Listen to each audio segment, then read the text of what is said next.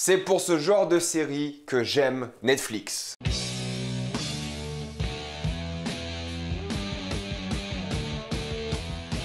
Love, Death and Robots saison 2. Comme d'habitude, jusqu'à la minute indiquée dans le titre de la vidéo, il n'y aura pas de spoilers, quand vous êtes tranquille. Après, on va tout spoiler. Et si vous n'avez pas vu la première saison, vous pouvez quand même regarder cette vidéo et même la deuxième saison. Love, Death and Robots saison 2 raconte les histoires indépendantes de 8 événements complètement différents allant de la fantasy à la science-fiction. Chaque épisode va tourner autour des thématiques similaires que sont donc les robots, l'amour et la mort. Et vous allez découvrir plein d'histoires différentes les unes des autres, que ce soit vraiment dans leur narration ou dans leur style d'animation. J'avais complètement adoré la première saison, j'étais à fond, j'avais vraiment été méga surpris par la qualité et par ce que la série racontait. La première saison avait 16 épisodes il me semble, ou peut-être 18, quelque chose comme ça. Cette saison 2 n'en a que 8 pour l'instant, car ce n'est que la première partie de la saison 2 qui est sortie aujourd'hui. La deuxième partie sortira normalement en fin d'année. Donc vous avez quand même 8 épisodes à vous mettre sous la dent, ça représente à peu près 1h40 de série, on va dire. Les épisodes vont de 18 minutes à 7 minutes à peu près, donc vous avez de quoi faire, on va dire. C'est comme un petit film à regarder ce soir. Les créateurs sont toujours Tim Miller principalement, mais aussi avec l'aide de David Fincher, donc voilà, c'est quand même un gros nom et quelqu'un qui commence à avoir une grande place à Hollywood. Comme je vous l'ai dit, ce sont des courts-métrages de science-fiction et de fantasy. À chaque fois, vous avez une histoire différente, indépendante, du coup vous pouvez regarder n'importe quel épisode de n'importe quelle saison sans aucun problème. Il n'y a aucune continuité, même si des fois il me semble qu'il y a des petits easter eggs, mais sans plus. Mais c'est surtout l'animation. Et c'était vraiment l'un des attraits les plus importants de la première saison, c'était les différents styles d'animation. Et là, c'est de retour. J'ai eu l'impression que c'était majoritairement des images de synthèse, vraiment du CGI photoréaliste pour cette saison, mais c'est pas totalement le cas. On a plein de styles d'animation différents, mais pour moi, ce qui est ressorti le plus dans cette saison, c'est le photoréalisme. Dans la première saison, c'est vrai que parmi les épisodes les plus mémorables, c'était souvent ceux qui étaient faits à la main, ceux qui n'étaient pas du tout photoréalistes et qui avaient un style vraiment unique. Là, il n'y a pas vraiment de style d'animation unique, du coup je trouve ça peut-être un peu décevant, mais bon, c'est que la première partie, peut-être la deuxième partie sera plus créative du point de vue de l'animation. Là c'est bien, hein, franchement c'est impressionnant, c'est super bien fait, le photoréalisme, les différents styles, c'est vraiment bluffant. Il y a des plans magnifiques, mais il n'y a qu'un épisode qui était un peu différent artistiquement. Sinon c'est ou du photoréalisme, ou presque des fois ce qu'on dirait du stop motion. Donc un peu déçu de ce point de vue là, qu'il n'y ait pas trop de différences créatives de style d'animation d'un épisode à l'autre. En tout cas pas assez je trouve, mais bon, encore une fois c'est que la moitié de la saison. Si on prenait la première saison de Love, Death and Robots, on n'avait peut-être pas autant de différences créatives non plus. Évidemment, le style d'animation est important, c'est une évidence, mais ce n'est qu'un outil pour raconter une histoire. La direction artistique des épisodes, elle pour le coup, est vraiment impressionnante. On est vraiment à chaque fois bluffé par la qualité visuelle de une, mais aussi par les idées qu'ils ont tout simplement. Le côté artistique est plus que bluffant et je l'ai complètement adoré. Et c'est des gros studios d'animation aussi, hein. Pour citer que le studio français qui est extrêmement populaire, c'est Unitimage. Unitimage qui a bossé sur énormément de cinématiques de jeux vidéo, mais qui ont aussi bossé sur la première saison avec mon épisode préféré, Derrière la faille. Ils sont de retour pour au moins un épisode, j'ai remarqué, c'est pas le meilleur épisode, mais visuellement c'est vrai qu'il déchire. Mais en tout cas l'animation est bien présente, elle est magnifique, il y a des plans qui vont vous mettre sur le cul et rien à dire. Encore une fois c'est très original, que ce soit dans les histoires ou dans ce qu'ils veulent raconter, tout simplement, de la manière dont ils le racontent, c'est vraiment bien fait, il y a une bonne mise en scène, t'es vraiment pris dedans à 200%. L'ambiance est souvent très réussie, t'es vraiment plongé dans le monde de chaque épisode. Peut-être le tout premier m'a un peu déçu, j'ai trouvé un peu trop simple et pas très intéressant, mais le reste des épisodes je les ai vraiment trouvés intéressants et prenants. Pour moi la marque d'un mauvais épisode entre guillemets de Love, Death and Robots, c'est un épisode sympa sans plus, donc ça reste quand même bien, hein. Mais bon, tu le regardes, tu vas l'oublier assez vite comme le premier de cette saison, donc c'est un peu dommage qu'ils aient commencé la série avec cet épisode là, parce que ça donne pas forcément envie de regarder la suite. Ensuite il y a vraiment les bons épisodes d'après moi qui suffisent eux-mêmes, voilà, tu le finis, tu dis c'était vraiment bien, c'était cool, c'était tout ce qu'il me fallait. Et ensuite il y a les excellents épisodes où là tu te dis j'en veux plus, je veux un film, donnez-le-moi tout de suite. Il y en avait pas mal dans la saison 1 et là il y en a aussi quelques-uns dans la saison 2 et ça donne vraiment envie de voir la suite. Pour l'instant il me semble que j'ai pas détecté une suite à la saison 1, il n'y a pas un épisode qui fait suite à un autre épisode de la saison 1 dans cette saison 2, mais c'est pas grave, voilà, le but c'est aussi d'avoir des histoires indépendantes et originales à chaque fois et ça c'est réussi. Il y en a qui se ressemblent d'un point de vue du style car c'est les mêmes studios qui ont bossé dessus, donc c'est logique, mais les thématiques sont toujours les mêmes, hein. Ça fait toujours penser un peu à Black Mirror, évidemment il y a ce côté satirique et même cyberpunk, encore plus dans cette saison j'ai l'impression. Et c'est toujours des épisodes avec une morale, tu finis l'épisode, tu comprends la morale, tu vois ce qu'ils ont voulu te raconter et t'as ta petite histoire qui se conclut à chaque fois. Il n'y a pas de cliffhanger, ça s'arrête là et ça c'est toujours très plaisant parce que t'as l'impression qu'ils vont te mettre un cliffhanger et t'as pas envie, ça serait frustrant. Mais non, là ils achèvent chaque histoire, elles sont toutes satisfaisantes et elles ont toutes vraiment une vraie thématique derrière, voire plusieurs, et il y en a qui reviennent assez souvent dans cette saison 2. Mais avant de parler de ça, il y a les genres qui reviennent. J'ai trouvé cette saison 1 beaucoup plus axée sur l'horreur. Voilà, pour le coup, c'était vraiment prenant de ce point de vue-là. Il y a beaucoup d'épisodes où c'est une machine ou un monstre qui chasse un humain ou des humains. Là, pour le coup, ça arrive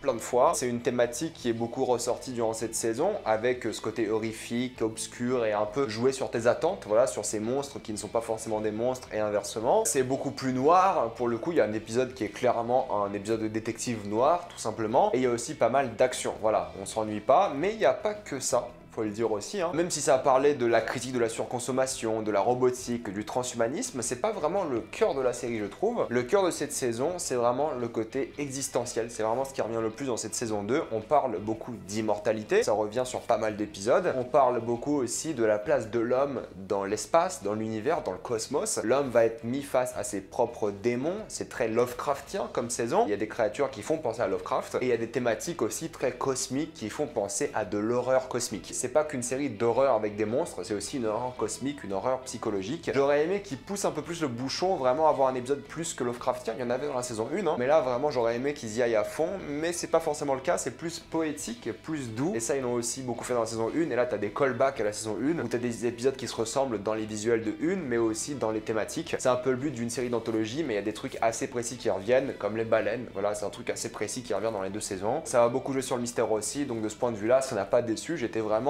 en transe devant cette série, c'est le cas, hein. J'étais hypnotisé et à chaque fois je voulais voir la suite et les histoires d'après, je me suis pas ennuyé une seule seconde. Comme je vous l'ai dit, l'animation est très bien, il y a peut-être quelques problèmes de fluidité, je sais pas si c'est une intention artistique, mais des fois je trouve pas que ça aidait forcément l'histoire, mais les acteurs sont très bons, ils jouent très bien, ils sont convaincants, il n'y a pas de problème, les animations des visages et tout, pareil, c'est vraiment bien foutu, il y a rien à dire. Je pense que beaucoup vont être moins impressionnés par cette saison 2, peut-être moi y compris, parce qu'on sait déjà ce que c'est Love, Death and Robots. La première saison quand elle était sortie, on savait pas grand chose sur elle, et quand on l'a vue, c'était vraiment une claque pour tout le monde. On s'est dit waouh, là on sait à quoi s'attendre et peut-être on sera moins impressionné, on sera moins bluffé, mais c'est peut-être aussi la faute de la série qui a des épisodes moins marquants, que le temps nous le dira. Mais moi je trouve qu'il y a des épisodes qui vont me marquer personnellement. Il y a des bons épisodes qui sont avec des visuels entraînants et des histoires dont tu te rappelles. Je me rappelle pas de tous les épisodes de la saison 1 non plus, mais je m'en rappelle quand même de pas mal. Je peux comprendre les gens qui seront moins impressionnés, mais c'est peut-être aussi parce que tout simplement on savait à quoi s'attendre et que c'est pas forcément la faute de la série entre guillemets. C'est vraiment la même ambition que la dernière fois, du coup de ce point de vue là, je trouve qu'il n'y a pas de problème. Pour conclure, Love, Death and Robots, c'est génial, hein. J'ai regardé ça d'une traite, c'était super divertissant. Dans l'histoire, dans les visuels, dans la morale, dans les thématiques, tout était génial pour moi, dans le côté poétique, dans les images, enfin bref, pour moi c'est une vraie réussite. Je ne peux que conseiller cette série à tout le monde, ça se regarde très très vite comme je vous l'ai dit, et j'ai très hâte de voir la suite. Avant de passer en spoiler, pensez à vous abonner à la chaîne pour plus de vidéos, mettez un j'aime et partagez cette vidéo, ça aide beaucoup la chaîne. Si vous voulez soutenir la chaîne, pensez à la rejoindre sur YouTube. Suivez-moi sur les réseaux sociaux, Instagram, Twitter et TikTok pour plus de discussions cinéma-série, et on spoil.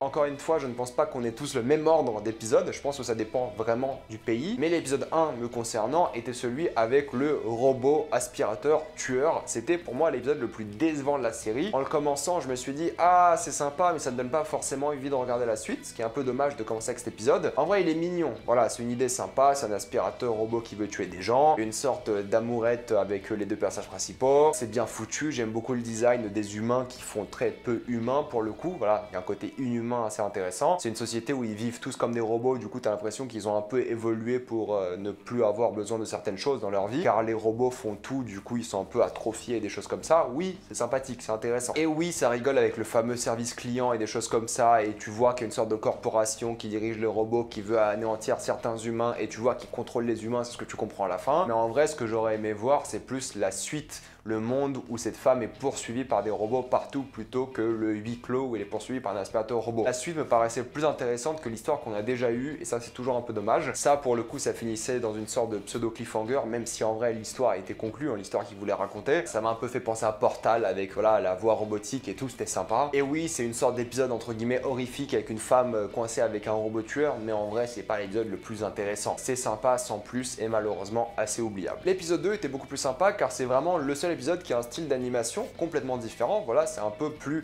esthétique, c'est un peu plus différent, surprenant. C'est un épisode très court qui est un concept assez simple, mais c'était un épisode très poétique aussi, avec des visuels très froids, glacial et en même temps assez voilà cosmique. Quand il voit ces belles baleines à la fin, tu vois la place de l'homme dans l'univers, tu dis ils sont tout petits, ils ont failli mourir. J'ai pas compris le concept de pourquoi ils ont fait ce qu'ils ont fait pour attirer les baleines, j'ai l'impression. Risquer sa vie pour voir ça, j'imagine que ça vaut le coup parce que c'était magnifique. C'était bien, j'ai beaucoup aimé l'ambiance en Sibérie, mais ça allait un peu trop vite, c'était 10 minutes d'épisode, j'aurais aimé peut-être un peu plus de temps avec ces personnages, cette ambiance. J'aurais aimé qu'on se pose un peu plus, là c'est allé vraiment vite et j'ai l'impression qu'ils savaient pas vraiment quoi être cet épisode. Est-ce qu'on fait l'action ou du contemplatif? Et ils ont essayé de faire un peu des deux et pour moi, bah c'est pas assez quoi. Il me fallait un peu plus de contemplatif parce que t'as ces magnifiques plans sur ces usines et sur ces robots qui font, je sais pas, on dirait des plateformes pétrolières ou des choses comme ça. J'aurais aimé plus de moments où tu vois cette ville en Sibérie, ou je sais pas si c'est en Sibérie, mais ça donnait l'impression, plutôt que la scène d'action qui était pas la plus intéressante. Et t'as toutes ces idées de transhumanisme qui étaient présentes, mais en vrai, elle apportait pas grand chose à l'histoire. Après, c'était sympa comme rite initiatique, mais je pense vraiment qu'ils auraient dû plus jouer la case cosmique, la case philosophique, poétique, plus que la case action pour cet épisode. J'aurais adoré me poser dans le froid glacial de cette ville et juste être avec les personnages et vivre une journée dans leur vie, tout simplement. Et finir ça avec les baleines, ça aurait été génial aussi, je pense. L'épisode 3, c'est celui qui m'a le plus plu, je pense, durant cette saison, parce qu'il était complètement différent dans les visuels aussi. Bon, c'était du photoréalisme. On parlait pour la première fois de l'idée d'immortalité, voilà, avec une société qui n'a pas d'enfants car ils veulent vivre éternellement. J'ai beaucoup aimé les visuels, voilà, des gratte-ciel lorsque tu dépasses les nuages, c'est les riches, et en dessous il pleut tout le temps, c'est dégueulasse, c'est les pauvres et c'est en ruine. T'as ce côté gouvernement qui opprime, qui m'a un peu fait penser à Half-Life. T'as ce côté encore une fois froid, dégueulasse, pollué, vraiment science-fiction dystopique. Mais en même temps, t'as cette nature qui a repris un peu le dessus sur le monde, sur la ville. T'as ces moments un peu de calme, d'isolement, juste silencieux et magnifique. T'as un magnifique plan dans cet épisode-là par exemple, mais c'est aussi l'humanité des personnages. Voilà, qu'est-ce qu'on fait pour l'immortalité? J'ai beaucoup aimé la fin où tu te rends compte qu'il n'a pas voulu tuer cet enfant et ça l'a tué aussi, car tout le système est contre lui, mais au moins il a pu sauver un enfant. J'étais un peu énervé quand la mère a voulu prendre le pistolet, mais bon, c'est compréhensible, je pense qu'on aurait fait tous la même chose. Tu sais pas qui est cet homme et tu connais sa réputation, c'est quelqu'un qui tue des enfants. C'est décevant parce qu'il y avait un petit moment où il se connectait avec cet enfant, mais bon, le propos était respecté et c'était assez mignon de une, et ça parlait de l'humanité en soi, donc c'était vraiment bien foutu. Et ce côté détective noir était plus que plaisant. L'épisode 4, c'était du Star Wars, mais pour adultes, avec ce monde de science-fiction vraiment bien foutu, les visuels sont magnifiques, c'est Cocorico, studio français. On reconnaît même une actrice française pour le coup. C'était vraiment bien foutu, j'ai vraiment adoré les visuels, j'ai adoré l'histoire qui était très sympa. Bon, c'est pas l'histoire la plus intéressante, elle est un peu prévisible, mais encore une fois, on parle d'immortalité, de régénération de la vie et des choses comme ça. Ce qui m'a un peu dérangé, c'est la manière dont l'action était faite, parce qu'elle était bien foutue, elle était gore, violente et tout, c'était génial de voir cet homme qui peut se régénérer, se faire défoncer. Mais ce que j'ai moins aimé, c'est à quel point c'est facile à chaque fois. À chaque fois, il se fait sauver par quelqu'un, il y a un Deus Ex Machina hors champ, et ça arrive 3 fois dans l'épisode.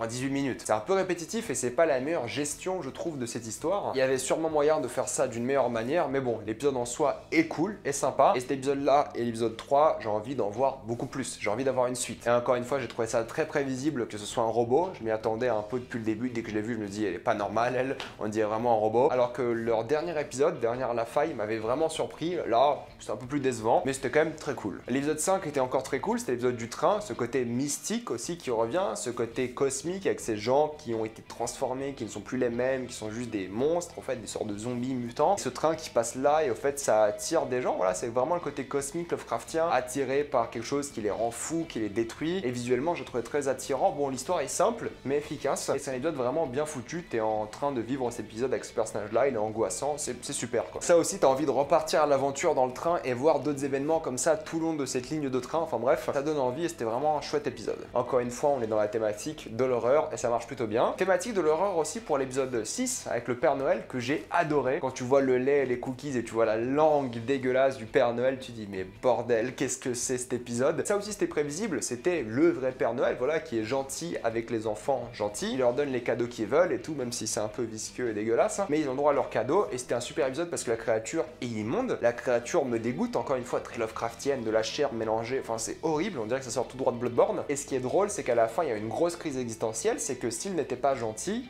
qu'est-ce qu'aurait fait le monstre? Et ça m'a juste fait beaucoup trop rire, c'était un épisode un peu d'horreur comédie, c'était super, voilà, j'ai adoré. Celui-ci pour le coup sera mémorable juste par le concept, et ça c'est ce que je voulais de la série. L'épisode 7, ça fait partie de ceux que j'ai aimé le moi aussi avec le premier épisode, c'est que oui, l'épisode est sympa en soi, j'adore le concept du robot qui ne voit que le mouvement. Michael B. Jordan est assez bon dedans, je pense qu'ils ont fait du motion capture et tout, il a joué dedans quoi. L'épisode est sympa, c'est un concept simple, une histoire de flashback, c'est gore, tu vois les doigts écrasés de Michael B. Jordan et tout, c'est cool. La fin est satisfaisante, t'es content, mais bon, j'étais pas très impliqué. Je sais pas trop qui est ce personnage, je sais pas trop c'est quoi sa mission, moi t'es un peu perdu dans ce qui se passe. Et c'est vrai que moi, les robots comme ça, me font pas spécialement peur, ça reste des machines. S'il y avait la créature du Père Noël qui avait le même problème, là j'aurais eu peur. Mais là, un robot, c'est que bon, voilà, c'est pas ce qui m'intéressait le plus. D'un point de vue artistique, c'est pas l'épisode le plus intéressant, voilà, ça reste très science-fiction basique et il reste finalement assez oubliable aussi, je trouve. L'épisode 8, je l'ai vraiment adoré aussi car c'est un épisode plus poétique, plus calme, existentiel, cosmique encore une fois, très philosophique sur la place de l'homme et ce qu'il est et quand il est confronté à des choses surhumaines, comment il réagit, il se remet en question évidemment. Et là on a ce colosse, cet homme qui est sur le rivage et qui est mort et il fait genre 50 mètres et les gens l'escaladent et en fait il y a plein de thématiques intéressantes dans cet épisode là. De une, il y a la relation entre l'homme et le colosse, premièrement, l'essence du colosse qui disparaît au fur et à mesure physiquement de une car son corps disparaît, mais aussi l'essence publique du colosse parce qu'au début tout le monde était là, tout le monde était à fond, ils étaient contents de voir ça, ils étaient intéressés, puis au fur et à mesure les gens ne viennent plus voir ce corps, ils se sont habitués à l'extraordinaire et ensuite ce qui est intéressant c'est que c'est transféré un peu dans la ville, ça devient leur culture, voilà, c'est la ville où le colosse est arrivé, ça fait partie d'eux-mêmes, donc il y a vraiment ce transfert de waouh c'est extraordinaire, ah maintenant ça fait partie de notre vie, notre culture, notre identité. J'ai trouvé ça très humain, très touchant, très intéressant et en même temps il se pose la question mais